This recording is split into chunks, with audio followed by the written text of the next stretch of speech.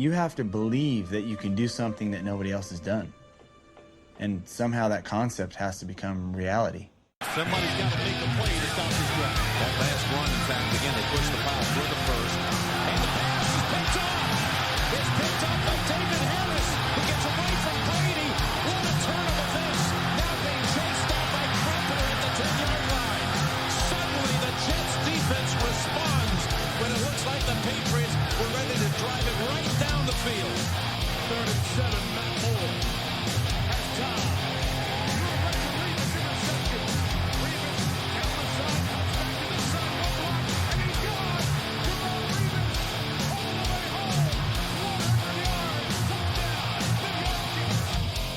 You're listening to No Fly Zone Radio with Victor Green. Welcome to the No Fly Zone Radio Show, all the way from across the pond. Here are your hosts, Biff Sweeney and Richard Tinley. Welcome to No Fly Zone Radio. This is episode number 153. I'm your host, Biff Sweeney, and I'm joined here by my good friend and draft tech analyst, Mr. Rich Tinley. Before we get going, like and subscribe, as we are now on YouTube. We're on Stitcher, we're on iTunes, we're everywhere. No Fly Zone Radio is everywhere. So please like and subscribe. And how are you doing, Rich? Oh, good. Well, what can we say about, obviously the draft is the main thing. What a draft by our GM. For me, he just announced to the entire fan base that as a GM, he's for real, so I can't really speak highly enough of what he did the whole way through. It was just box ticked after box ticked, and the way he went about his business, you can clearly see the plan. We as fans sort of feel sometimes when we're looking at a draft not go the way we intend to, is because the GMs usually are a bit out of touch with what we feel the needs are to what he feels the needs are. And I think entering the draft, we had a GM that was on sort of on the same page as the fan base, and he showed that the whole way through. So yeah, loved what he did. What else can I say? Yeah, exactly. Opportunity there for him as well, to showcase what he's about to the fan base with Salah and that as well. Now, I don't know how much of an input Salah had in on the draft and what type of players they ended up taking, but you could see the plan from the outset what he was going to do, which was, I suppose, not make the same mistakes previous GMs did, was not surround the QB that they're just after drafting with enough talent, and that seemed to be the motto of the draft after it. And yeah, it was what was needed. So have to give them props for it. Exactly. It looks like the Jets learned from their mistakes in this draft. We 90% of us knew, I think, that it was going to be Wilson number 2. Look, I'd say 70% of us wanted Wilson, and the rest wanted Fields, from what I gathered.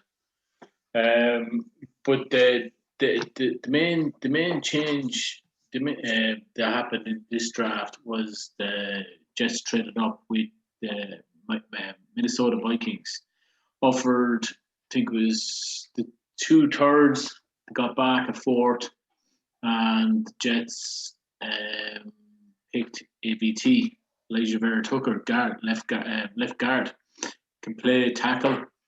He was the top-rated guard in this draft, and it looked like Salah, looked like Joe Douglas really loved this guy. So they made the move to go up and get their guy. And, fair play, it's the guy I wanted in the draft. He's an absolute animal. Yeah, I love the attitude as well. People will complain, and if you are going to be overly critical, we did lose out a little bit on terms of the value if you're looking at trade charts and what we gave up. But to get the guy you want, Joe Douglas, you have to remember, missed out on Joe Tooney in free agency, for the guard position. So, it didn't really take a genius to walk out that if there was a guard there that he really wanted and felt like he could put beside Becton, or just into the O-line in general in an area of weakness, that it was worth moving up to ensure he got his man rather than risk losing out the way he did in free agency. So for that, I think, for me, a great move. Overall, I think, usually when you draft a QB, it's usually like it's top of the second round. There's usually a guard, centre, tackle. It's or a wide receiver. It's usually somebody to sort of help in with that regard. So, like, yeah, it wasn't really a surprise. It was a huge need. I think the exciting thing really in a way is that you also have Becton there who's young. So you've got sort of two pieces there out of five to really grow together. You find one more piece there or two more pieces and you've got something, you know, you've got a QB then who has the opportunity to show what he can do. And, you know, like, we're not fully there yet. I still think we've got a little bit of work to do on that O-line. There's a few sort of unknown guys there that we haven't seen yet that were drafted last year and things like that who may come in and surprise us this year. But overall, like, with just even that addition of Tucker there, you would expect, you know, a different sort of mindset moving forward with the offense, as in he's a piece that they know that they can use. Particularly, I would more suspect in the run game than pass protection in a way, as in that he fits what they want to do running the ball. Because I do still think, you know, it's probably still a wise move as well. Like, even if they do open up the playbook eventually for Wilson, I think trying to establish a run game for him pretty early on and show that the Jets can run the football will probably help him the most. And I think Tucker is that type of player that you kind of see. Like, I read a stat, I think, where I think they were averaging 3.8 yards a carry or something like that when they were running behind him in college, and everybody else on the O-line was like under 2. You know, like, he was the kind of guy that shone out. Now, it might not sound like much, but in terms of what he was doing in comparison to his teammates, it was the sort of position he wanted to run to. Which also as well, like, because it matched up, I don't want to jump ahead, but Michael Catt, our running back, he found a lot of his runs in that specific area as well. So, yeah, like, I love the move up. As I said, we did lose out a little bit on trade value, but you can't argue when you've got the guy that you want to build around for the next decade. So I think it's a great move, personally. Yeah, exactly. Like, the Jets now have a foundation on the offensive line with Becton and with AVT on the left side. Like, McGovern he's not too bad of a centre, to be honest. He can also play guard, and I honestly think that Fant is going to actually suit this zone blocking scheme with the offensive line, Rich.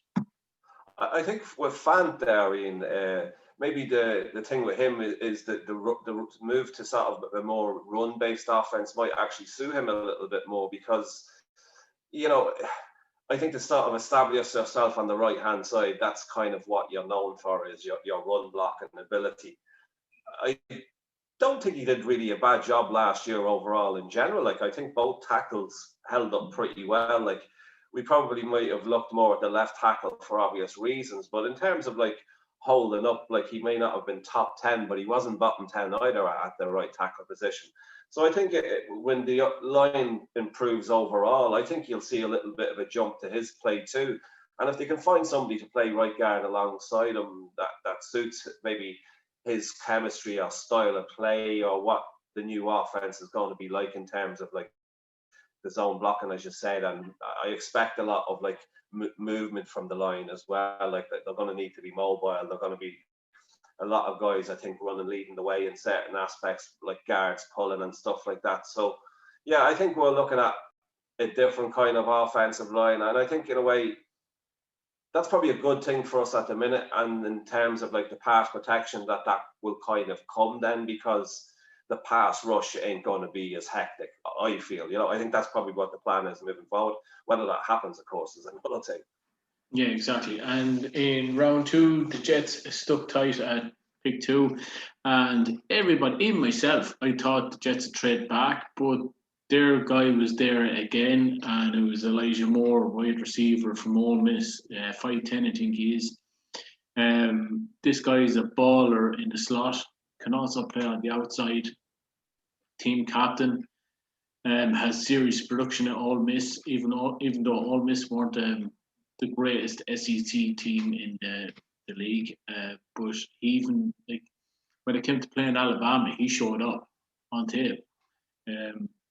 But they also said that they actually thought Elijah Moore was going to be gone long ago in the first round. So when he was there, they were dancing. And they showed it on the videos of the war room where they were selecting Elijah Moore. So to be honest, until I got my head around it, I wasn't too pleased because I'm not the biggest fan of small wide receivers. I always liked the big guy, but the more I looked into it, the more he grew on me. Yeah, again, I love the pick. Like you have to remember as well, Crowder's going to be he's going into his last year of his deal. But like, you know, last year's offense, it probably could have done with Robbie Anderson, if you know what I mean. Like keeping him and adding with what we already had. Like I think he might have made a big difference. But this guy is a kind of a physical Robbie Anderson for me. He's a deep threat, like not like great hands, impeccable route running. Like he's a technician. He's like sort of the Darrell Revis of slot wide receivers, but he's not even a slot wide receiver for me. Like, you know, you could easily line him up on the outside, and I think he would make a lot of corners in the NFL uncomfortable with his deep speed. Like I don't think there's going to be too many guys that are going to be wanting to be one-on-one with him in the NFL. So from just like an outlet ball, like it's a great pick. But from the skill level of the guy, like we had him actually rated close up to 40 odd. I think like he was a bit of a reach going by our big board. But like, yeah, I was expecting maybe to look maybe in rounds 3, 4, or 5 for a kind of a slot guy that he might have found a little bit of value in. But like, you can't really argue with the pick again. He's another weapon, you know, like Wilson's not going to have the same excuses Darnold had in terms of like starting off. Yeah, like we kind of missed out a little bit on the tight end position, and fullback for me is still another area I'd like us to see take seriously and, you know, really back somebody there to say this is how we're going to run the ball, and he can do this as well. Like maybe a block in terms of like pass blocking as well. So yeah, I just think overall, like you can't really argue with the pick from the skill set that he brings. You've got another guy who's entering the final year of his contract. He looks like a ready-made replacement there as well. And then also I think it's important to have, I think, players in like those sort of talent positions, like growing together, like developing together. You know, having a rookie quarterback and a rookie wide receiver now to sort of grow at the same pace, and hopefully one bring on the other, develop that type of chemistry. You get that from an early age, and you know, you could have something there that's even more than the two individuals, if you get me. Yeah, exactly. After that, the Jets basically skipped round 3 with the trade of AVT, and they ended up sticking put with their first pick in the 4th round and took Michael Carter, running back from UNC. This guy, I thought was very good at UNC. He split the carries with Williams, where Williams got all the plaudits.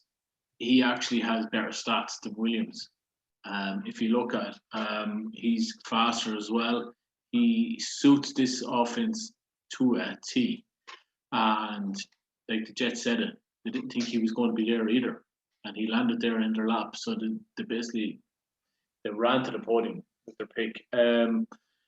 I looked at him in the Senior Bowl, looked good all week in the Senior Bowl. What's your thoughts on him, Rich? Yeah, another great pick. Like, I mean, in terms of value in that round, like, honestly, I actually would have been not surprised had he been drafted in and around the 50 to 60 range, like the end of round 2. Overall, like, he's kind of one of these Swiss Army knife guys, very good at hands as well for a running back. You know, I wouldn't say he's just stereotypical number one, like run at 80% of the time type of running back. Like, I think splitting the carries actually worked well for him. I think both guys got to showcase their talents there at North Carolina. I think maybe he was utilized a bit more in the passing game than Williams was. So, you know, he was probably more of an option guy there too, which would help. But again, yeah, I just don't see him as a sort of pounding the rock type of player, but still like a fantastic addition to the running back group. Overall, you know, 4th round, outstanding value for me. That's the most important thing. And, you know, I think we drafted a football player there as well. Like, and a few of the guys after that as well, that's what I think we were looking at, were guys who could play football. And, you know, there's no question Michael Carter knows how to run and he knows how to catch a football. So like for fourth round, and particularly in an area where we've probably struggled now, we haven't like really put much emphasis other than like we've overemphasized with the crappy signing of Le'Veon Bell. Like, but to get like I suppose a bit more invested into the sort of youth, and you get maybe another player that could potentially grow with Wilson. So yeah, like takes another box. Like was completely offensive for those first 4 rounds as well, which I think probably showed the talent there as well, even after free agency. So yeah, overall, like for the first 4 rounds and what we brought in, including Carter, like top-notch job. Yeah, and then the Jets ended up flipping and going for defense for the rest of the draft. The Jets went with safety Jermaine Sherwood from Auburn. He's converted safety to linebacker, and the Jets are seemingly fairly high at this guy. To tell you the truth, I knew nothing about this guy. Never heard of him. Looked back at the small bit of tape that I could find. He looked pretty decent. Yeah, I think like the team for me for the end of the draft was like they kind of concentrated on a couple of positions. Maybe like sort of drafted, I think we drafted 3 cornerbacks and 2 sort of safety linebacker hybrids. Now, if one of those guys walk out, it's an extremely good, like we're kind of assuming that quite a few of the other higher drafted guys walk out. But if an additional one of those guys walk out of those 5 or 6, it's an extremely good draft. I think overall, like, the 3 cornerbacks, I like them all in their own different ways. The same way with the 2 safety. Like, I actually kind of like the guy from Florida State a bit more. His versatility for me was the standout. Like, I think he was an our 80th player on our big board. Like, we had him as a 3rd round guy, so to draft him in round 6 was outstanding value for that as well. Overall, you know, you can't really put too much emphasis on picks probably from round 5 to 7, as in these are going to definitely walk out or anything like that.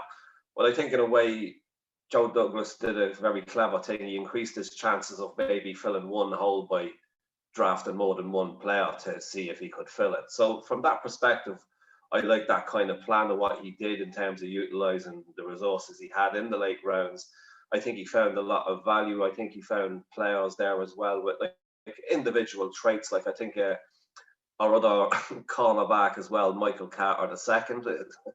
It's strange that we draft 2 Michael Carters, but there it is. But I think he ran a 4.36 in the in his pro day and things like that. So like that's an attractive prospect to think, well, if he can play the cornerback position with that speed, then we might have a player there, or whether it be in a slot, I don't know. But overall, yeah, like what he did at the end rounds with all those guys, like as I said, for me, Sherwood, yeah, I wouldn't have been as attracted to him as the other guy from Florida State, just for the simple fact being, I think the other guy is probably more of a football player, really. Like, you know, he looks like you could plug him in anywhere. Like, he could play that Jamal Adams role that we had a couple of years ago, where he sort of late blitzes and things like that, and he'd be outstanding at that.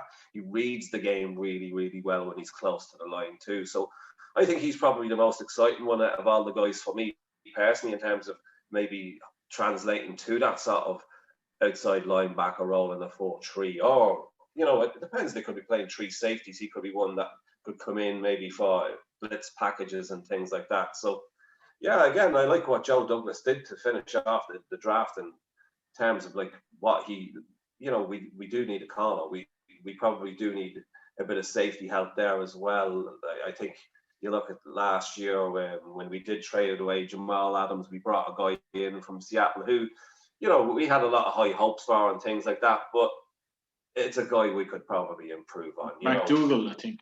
Yeah, like. Yeah. Yeah, and then the Jets went ahead then and picked up Michael Carter II, slot cornerback from Duke. The 2 Michael Carters actually know each other from playing each other. I didn't know anything about this guy either, but he's pretty decent in the nickel and the slot cornerback. And from what I gathered in this draft, they weren't going to bring back Poole. They were moving on from Poole, and that's why they selected a couple of nickel corners. Even in the undrafted free agents, they brought in some nickel corners. But this guy, like that, I didn't know nothing about him. He's a real sort of press man guy as well, Ian. Like, he's not afraid to get physical at the line. So I like his chances, like, of like turning into something good in terms of like a late round guy. As I said, you don't really expect much from any of these guys, really. Like, you know, you kind of hope and you keep your fingers crossed. But the reality is, if one fifth, sixth, seventh round pick makes it every 3 years, you'll probably doing pretty well, you know. So if we could get one or two from this draft that ticks that box, then Joe Douglas, you know, he might name his street after him. I don't know, but yeah, like, I think, like, in terms of like what we got from the skill set for him as well, like, he's an exciting prospect to like develop, I guess. And again, one or two of those guys, I wouldn't be surprised if they could be vying for starting positions, given that, you know, there's nobody really cemented a place there as such with Robert Saleh there, and there are a couple of open positions for me. Like, yep, both those outside linebacker spots are kind of up in the air, as in, like, has anybody really looked like we had previously looked like they fit that role, or has anybody we brought in free agency look like they're the guy for that role? I haven't really seen one yet. You know, I wasn't really surprised as we talked about it on the previous show that outside linebacker might be one of those surprise picks that we take a bit higher. But yeah, like with the two guys we did draft for that sort of maybe hybrid role, yeah, I like their chances of potentially cementing a starting spot this year. Let's be honest. Yeah. After that, the Jets went with a big cornerback, Jason Pinnock out of Pittsburgh. This guy's big, long limbs, can run, looks tough. Yeah, he's got physical traits again, and plays tough, is what you said. He does look tough, but plays tough. Obviously, we've had good luck before with a previous pick corner that we drafted, and I know Revis was quite happy that the Jets did take Pinnock there. And yeah, like, again, I like his chances. He's got some nice physical traits there. In terms of what I've watched on tape, he seems to like know what he's doing in terms of pressing the guys up close to the line and stuff like that. Again, it just depends is what type of cornerbacks we're kind of looking for. You know, like, that's probably still a little bit up in the air as regards how we're going to play on defense. Are we going to play maybe a soft zone, or are we going to play like a sort of more man-to-man game on the outside? You know, my sort of thinking is that we are going to probably play more of a zone type of defense, which may not actually fit this guy ideally, but in terms of like having a big body there that could be dropping back into coverage, you know, with that kind of wingspan, it could actually work out really well for him on the outside. Yeah, but again, I wouldn't be pinning my hopes on him doing anything really out the gate. But who knows? Yeah, exactly. No, this is going to be a tough one. Hamza Nasir from FSU converted safety to a linebacker. This guy's long. He's physical, tackling machine. Has good hands. As you said, he's more of a footballer than Sherwood. I've heard his name dropped for second round, not the third round as well as you heard the third round. But he picked up an injury during the season. That's why he fell so far. So the Jets really like this guy. And from what I gather, the Jets are picking up rangy guys that can tackle. What I like, Ian, is that I chatted about him a couple of times and didn't have to pronounce his name. I was waiting for you, so well done on that. Yeah. But yeah, God even knows if it's right. Oh yeah, correct. Yeah. Give it a shot there, Rich. Hassam Nasruddin, I think is how you pronounce the second. Okay. I don't know. Yeah, that's my best guess. Okay. Trust me, he's actually probably one of the easier ones to pronounce. There was some other guys had we drafted there, we would have been in trouble tonight. Oh, exactly. But yeah, like I like what he's done tape-wise, everything. Like he ticks a lot of boxes there. It's kind of a little bit light for a linebacker position in terms of what I feel I'd be used to. But again, 4-3 linebackers are probably more reliant on like sort of sideline to sideline speed than actual sort of bulk. So he certainly ticks that box. He's very versatile as well. I think both him and the guy from Auburn as well, like they played a lot of different positions in terms of in the box, playing in the slot, covering. So they bring a good skill set, both of them. And I think what I like there as well is you've kind of maybe two guys competing for the one position there, potentially. And that's what I kind of like, is that competition sort of breeds excellence for me, if you know what I mean. If you're handed something, you know, you don't really look after it. If you have to walk and end the role, you're going to appreciate it when you get there, and you're going to want to hold on to it a lot more, and it's going to mean a lot more to you. So I think maybe having those camp battles with those young guys for one of them to win out and maybe get a start and role, but knowing there's another guy still there waiting in the wings to potentially take over if he screws up. I like that sort of mentality going in as well. So even from that perspective, I'm looking forward to seeing what both these guys can sort of do at the outside linebacker position. But then, you know, maybe they might be clued in for safety. Who knows? Yeah, exactly. And the other thing is, if you look at the AFC East now, the division, there's a lot of tight ends. And these guys are probably brought in for that case because they can roam around the field, they're long, and they can tackle. England, they sort of, the crux of their free agency was they brought in the two top free agency tight ends. Like, both guys I would rate probably in the top 10. So you have those added to the division there that you didn't have before. So yeah, that's probably a good calling in terms of what the Jets might be facing to get prepared for that. But even on top of that, I still would love both those picks, you know? Yeah. Next guy was another cornerback, slot corner, was Brendan Eccles from Kentucky. Another small nickel cornerback. So I didn't know anything about this guy either. But they looked to have a hole at nickel slot corner, and they wanted to fill it. And they went ahead and picked two guys up. Looked at the undrafted free agency and picked up a couple there as well. So yeah, as you say, competition. I didn't know much about him either, Ian. I think, again, like from a competition perspective, like he does have a few little traits there. I think he ran a quick 40 as well. Kentucky usually, you know, they're not bad in terms of like the defense they play, in terms of like what they can teach cornerbacks. There's been a few good corners come out of Kentucky over the last maybe 5-10 years. So from a school perspective as well, you know, it's another one of those sort of where you've got a bit of competition in camp. And, you know, maybe he might not have the best chance of winning, but again, you just never know. There's a lot of guys that come kind of out of nowhere that you don't expect to do well. He could be kind of that guy this year. Yeah, like I'm just looking at there, Rich. Out of the 10 picks the Jets selected, at least 7 of them are from big colleges, big programs.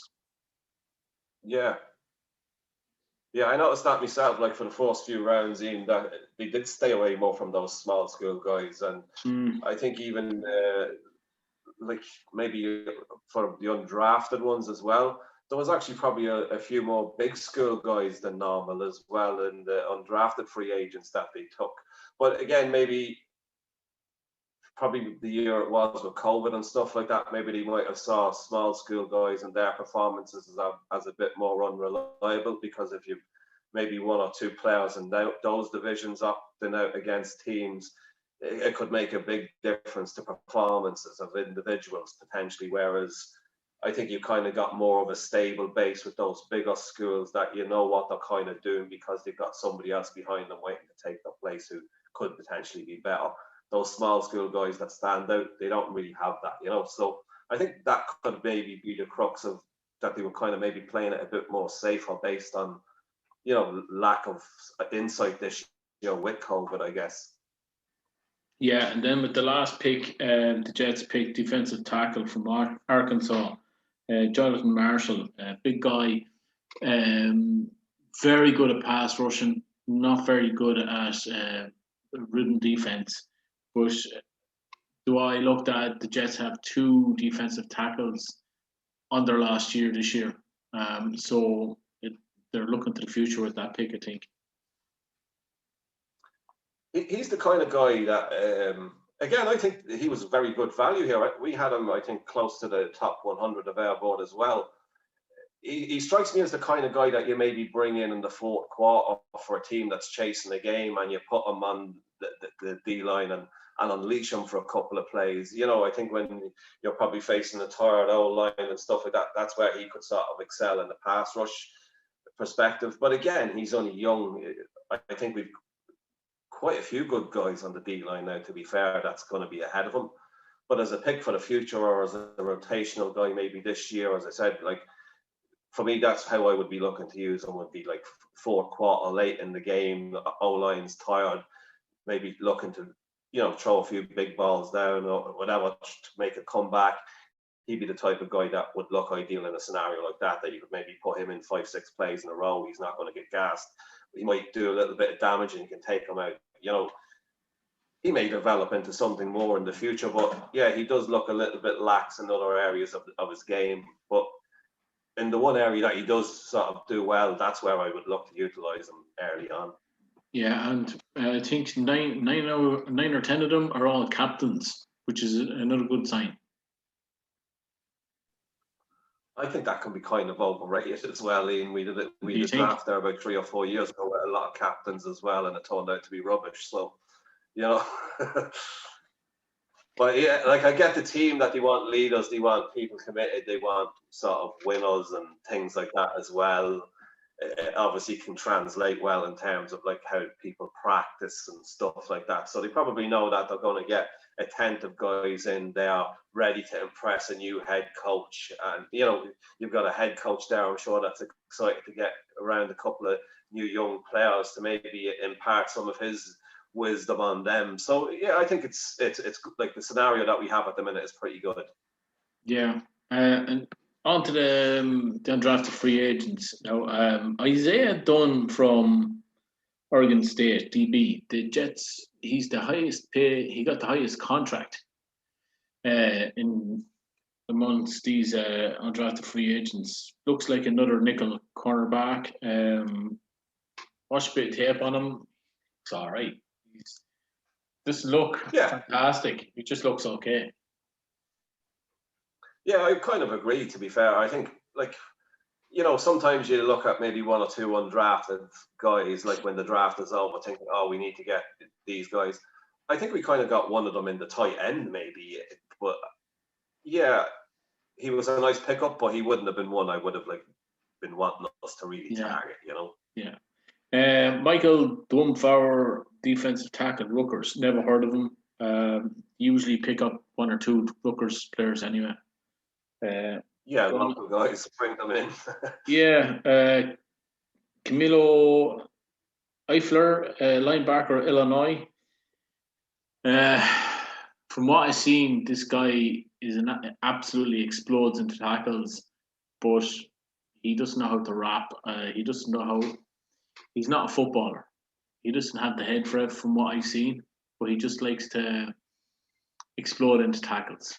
He plays aggressive, for sure. Yeah, it's like the highlight. If you put on his highlight reel on YouTube, he looks fantastic. But you put on the game tape, and it's like you're like, yeah. I think he kind of lacks instincts there as well, in a way, in terms of reading the game and whatnot. He loses a bit of like where he should be, and kind of, you know, lacks a little bit of discipline, I suppose, in that area, you know. But maybe they're the type of project guys that Salah can do something with. Yeah. Then I looked at some tape got to do with Parker Ferguson, Air Force offensive tackle, and when I looked at it, I was like, no, this guy's not making the team at all. Like, all they do is run the ball. They're down on their fours, and they're just going like that. There's no pass protection or anything like that.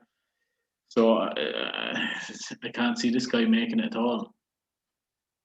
Maybe as a block and tight end, you just don't know. You could do it. From what I've seen, you could do it flipping him over to defensive tackle. That's for sure. Well, he wouldn't be the first to do that either. Yeah, Grant Herman's offensive tackle, Purdue. Now, he looks like a bit of a tight end because he doesn't have the body of from what I've seen, he doesn't have the body type of an offensive tackle, offensive lineman. But when I was looking at his tape, he was getting the quarterback killed in every snap there. Like, you don't want that near Wilson. No, not really. Not early on. Anyway. No way. One guy I actually liked, and I looked at his tape, is Tristan Hogg from BYU. He was the right guard. He was a transfer from Notre Dame. And from what I've seen, he looked very good at right guard. Pass protection is very good. He can play the run game. I think there's a future with this guy. I think it's also a smart move as well, given the school, like maybe to help a rookie quarterback, have somebody familiar that he might have played with in college to be like sort of someone to be familiarizing with around the sort of building at the start. So, yeah, I wouldn't hold huge hopes. But again, yeah, like I looked at what he did on tape, obviously because we looked a lot at Zach Wilson tape too. But, you know, yeah, you just don't know. He could be the guy that could make the roster. I wouldn't bet on it, but yeah, you just never know. Okay, Chris Nager, kicker, SMU, can also punt the ball. I have no clue. Yeah, exactly. But I never heard of this guy either. Well, have you? Kickers aren't really a lot. You know, in terms of scouting, we don't do a lot of scouting the kickers. Who does? Like, really? Yeah. You know, is he good? Can he kick? Yeah, he's straight. That'll do. Yeah, Jordan Peters, defensive back, Auburn. He played mostly safety. I couldn't really find much tape with him. Have you seen anything? Again, like, guys, a lot of them can be camp bodies. You know, sort of to fill out the roster as well. A few of these guys have the feel. As I said, there's probably only one, maybe two guys of the undrafted free agents that I was like, all right, he may have a chance of making the roster, but he wasn't one of them like that. Here's a strange one now for me. It's Hamilcar Richard Jr., defensive end, outside linebacker from Oregon State. Absolutely had massive stats for his first 2 years in college. Absolute massive. And then all of a sudden, last season, he had basically no stats at all, which is very, very strange. Very strange. Yeah, like, I was actually a little bit surprised. He's kind of one of the guys that I think could potentially make the roster, strangely enough, because he was probably maybe potentially going to be drafted in and around the 4th to 5th round range for me. Like, so to get him as an undrafted free agent, I thought was a nice pickup. He would have been one of the guys I would have targeted in terms of somebody with a bit of potential. So yeah, I personally like the pickup. I think he could be one of those guys that could, you know, push somebody else maybe if he doesn't make it himself. But I like his chances. Like, yeah, he's shown stuff in the past, so he just needs to find that again. And again, it's another type of guy you could look at with Salah to work with to see what he can do in terms of his coaching ability. You know. Yeah, I just find it odd how he didn't really have any stats from this year, even though he played a full season. But like that, their organs, they're not good. No, but pause.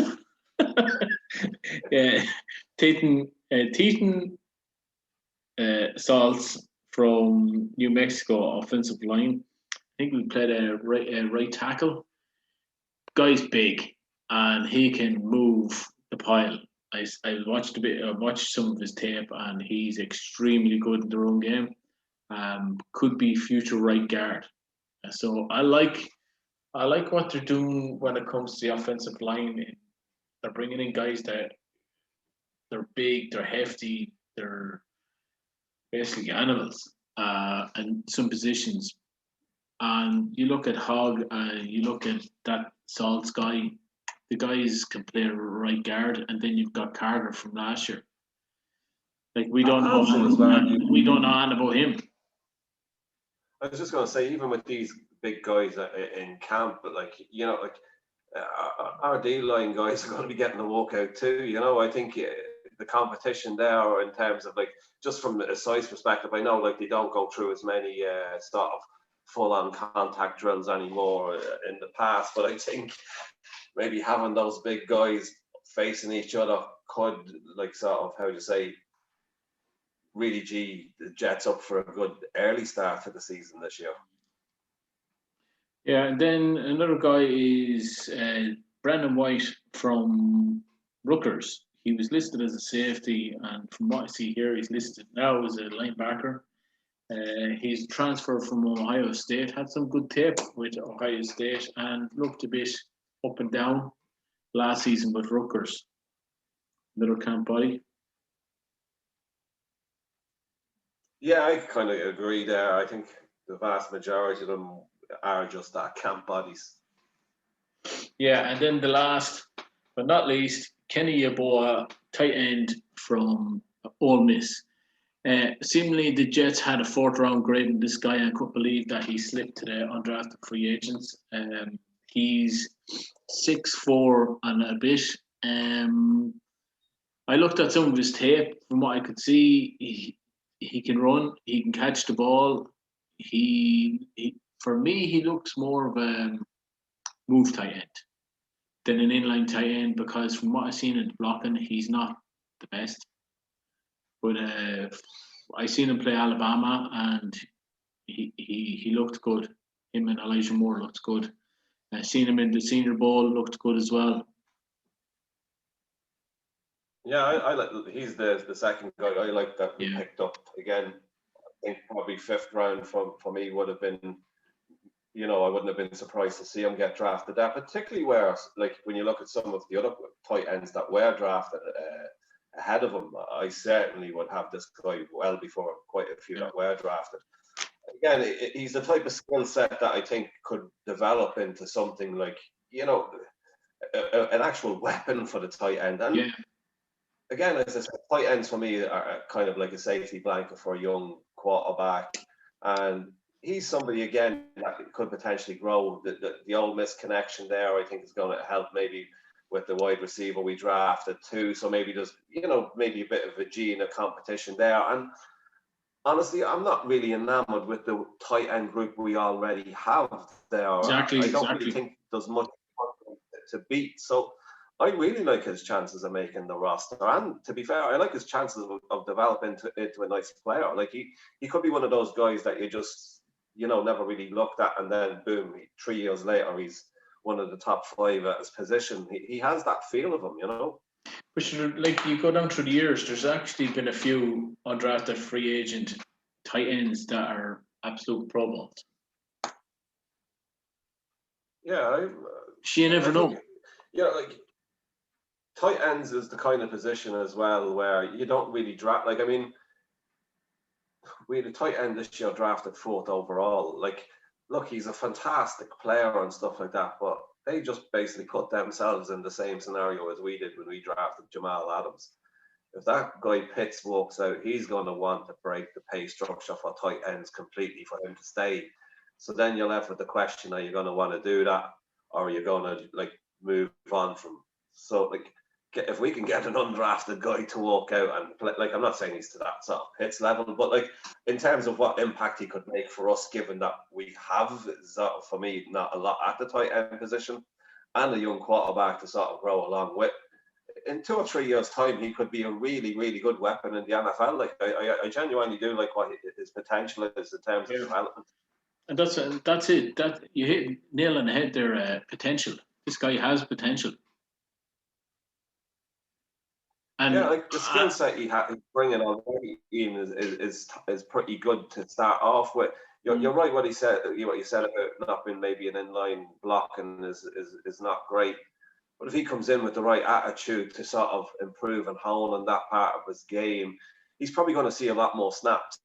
For regardless of making the team, if he does make the team, he is going to need to block better. But what he's bringing there, I think, is potentially a safe pair of hands that could be a little sort of a get-out ball for somebody like Zach Wilson early on.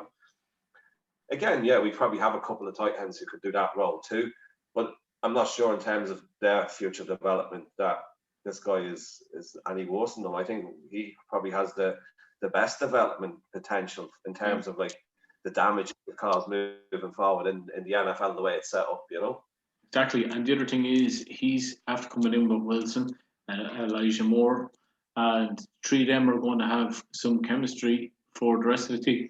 Comes in and play ball. They're actually getting to have a look and use the playbook as well. ahead of the rest of the squad. And from what I really liked what Wilson said was he wants to get out and meet up with all the wide receivers, tight ends, and go somewhere and play ball. Get some chemistry before training camp. He's starting. Yeah, like I think there's some leadership there already. Yeah, I think it's a wise move. I think any young quarterback wants to get to know the guys he's thrown to as quickly as possible to develop some type of chemistry. And also, like it's actually very important if I was a wide receiver. Like that's the type of thing I'd want to see in my quarterback. I'd want to see how he throws to me and things like that too. So like from trying to develop chemistry, like as much as like it might be a quarterback doing it, and it's something that rookies usually do. As a wide receiver, you probably want to take part too, particularly the senior guys, because those sort of younger guys may have a little head start and a jump. Like I know in terms of like going through your reads and development, all those older guys will be probably higher up your reads before you move to one of those lower guys. But yeah, like if you sort of can get like that chemistry early and feel like that, Wilson is comfortable throwing you the ball over one of the other senior guys, that could look good for you too. So, like I like the type of competition that type of stuff brings. And of course, obviously breeding the chemistry for the actual season. So it'd be interesting to see who actually does attend and who doesn't. I wouldn't be surprised if everybody attends. They probably should, show that solidarity with the new quarterback. Yeah, I know. From what I've seen with the draft now, I like what they've done. I like a couple of the pickups now in a draft free agency. Like Yubo was one guy I wanted. Yeah, I'm the same. Like again, like there's only so many guys you can pick up and bring in and expect to like make the roster. Like we probably 80, 90 guys signed now. It's going to be whittled down to 53 over the next couple of months. So a lot of the guys we're talking about now, they won't be on the roster. Some may make practice squads and stuff like that. Maybe might make rosters on other teams. It's probably doubtful if they're with the Jets. If there's anybody good enough to be cut, like or picked up by another team, we're probably going to need them. So, yeah, like I'm looking forward to it. It's probably this year is in terms of like what actually happens on the field is probably a little bit less important, if you know what I mean. In terms of putting these structures into place, which is for me the important things. Like we look like we've got a GM at the start of like the head coach's career who knows what he wanted in this draft. Free agency, it's a two-way street. The player doesn't get a choice in the draft. When you pick them, they're coming. That type of way, regardless of money or any of that type of stuff. So I think from Joe Douglas's perspective in terms of where the Jets are, that's how he's going to get the players to build a roster that hopefully will make free agent signings easier to entice later down the line when we are coming maybe into year 3 of Wilson's contract, where we should have a team probably, on the cusp of maybe challenging certainly for the division. I think I think the Bills in a couple of years are going to struggle when they pay their quarterback a huge amount of money and realize that, they can't compete with $35 million less talent than what the Jets are putting out there. So the Patriots, again, probably is an intriguing one moving forward, and Miami, because in a way we're kind of all on the line in terms of quarterbacks and stuff like that now. And, I think Bill Belichick probably went the free agency route of, bringing in as much talent as possible. New England's obviously an attractive place for players to go, given the history and whatnot, and obviously to work on the Bill Belichick, to bring in a young quarterback on the same timeline as the Jets. And Miami's a quarterback who's a year ahead. So yeah, like I think that trio is probably going to be competing a lot more for the division than maybe the Bills will be in 3 years' time. As good as Allen may turn out to be, I still think those senior like contracts of maybe $35+ million it's very hard to compete against teams like we've 3 quarterbacks now in the division on rookie contracts for the next 4 or 5 years. So yeah, I think it's going to be the Jets are going to really have an opportunity over the next 2 or 3 years for me to compete for the division. So yeah, I'm looking at what the Jets did in the draft, and liking everything they've done about it. Like, obviously, offense was a huge issue.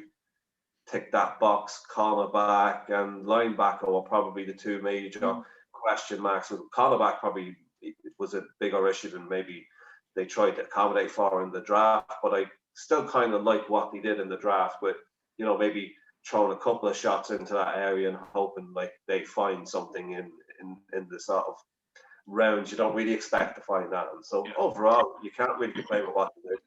Exactly. And then you look at the forgotten side of the roster is special teams. Like, you look at an awful lot of these players, they can add to special teams, because on special teams, you need guys that can tackle, you need guys that can hit, you need guys that can run. And I think the second half of this draft will help special teams an awful lot. Yeah, I agree there. You're adding a lot of youth there. You're going to add a lot of guys who are, you know, probably maybe going to struggle to make the roster at that position. Like, you know what I mean? As in, like, they're not going to maybe get like start jobs at corner or safety or linebacker or things like that. But, you know, special teams is potentially their way of making the roster. So, yeah, I think the competition there for places will be good. And overall, I think, you know, competition is going to help the special teams unit get better. So, yeah, I think you're spot on there as well. Special teams are going to have a nice point this year. The last question of the night is, have you noticed recently, since Woody Johnson has come back from the UK, he seems to have changed on social media, because he's just pumping the Jets up and he's pumping every player up and everything. And it to me, it's like a breath of fresh air coming from our owner. And like that, he's letting Joe Douglas do his job. Yeah, well, I think that's probably the most important thing. Like, I think the other side of it is he's a businessman who's trying to sell a product that was probably the second worst in the league last year. So, of course, he's going to want to sort of get behind it, because getting behind it and more people doing so is going to make him more money. So, from that regard, I think it's fun. Not a surprise. Yeah, like, don't get me wrong. Like, I liked what he said to I think was it to Zach Wilson. He's like, in the phone call, he says, like, I think I know more about you than I do my own son. Like, so, you know, that type of sort of banter was pretty good. But at the same time, like, you know, when he's posting out on social media and stuff like that to fans, it's a brand at the end of the day, and he's a salesman. So that's the way I'm taking it, you know. Oh, excuse me. I'm tired. I'm after being training the under 10 soccer all evening. So I'm straight after work. I'm knackered. Exactly. 41 last week. Yeah, happy birthday. Exactly. Thanks. All right, that brings us to the end of the show. You can get me on Twitter. It's at BiffRootJet. Yeah, you can get me on Twitter at Tinley24. Yeah, like and subscribe to the show on YouTube. You can get us on iTunes, Stitcher, anywhere that you can get a podcast. It's Slán from me. And Slán from me.